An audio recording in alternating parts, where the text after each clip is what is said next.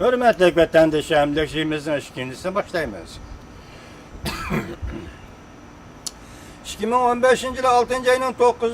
günü siyasi mahkeme əməldarı Lin Jin-ye bu Xitayga 4 xat bilen isim koyuyken, bunun nemi sebep ekanligini ben düşünemedim. Siyasi islahat layihəsini itiraf qilish polisda qo'g'alashdi mavzuli xabar 6. ayının 10. günü Jungoga nazar to'r betida e'lon qilindi. Xabar mundaq boshlandi.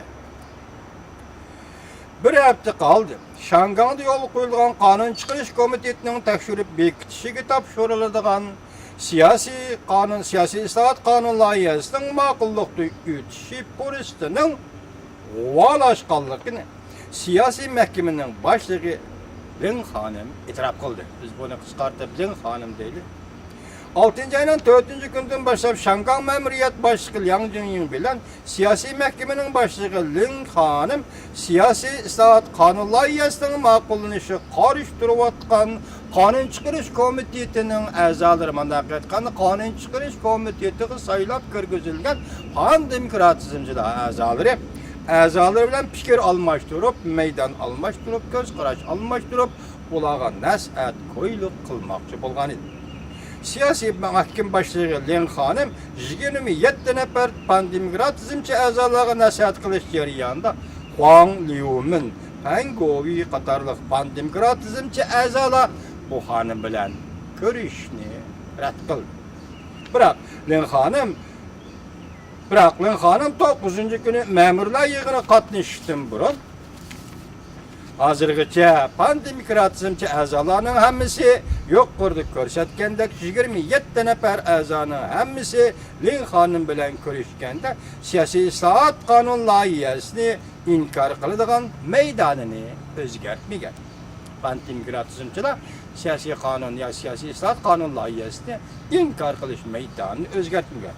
Shunga Lin Xanim siyosiy qonun loyihasining ma'qullanishini ma'qullanish polistining qo'g'alashganligini e'tirof qildi dedi. Ming afsuski deb so'zni boshladi Lin Xanim. Hozirgacha biz ko'rishgan har qanday bir pandemokratizmchi a'zoning hukumat o'ttirib qo'ygan siyosiy qonun loyihasini qo'llaydiganligini ko'rolmadik. Demak, Şangangda yo'l qo'ymoqchi bo'lgan siyosiy qonun loyihasini Qonun Çıqarish Komitetidagi 27 nafar pandemokratizmchi a'zo inkor qildi degan gap.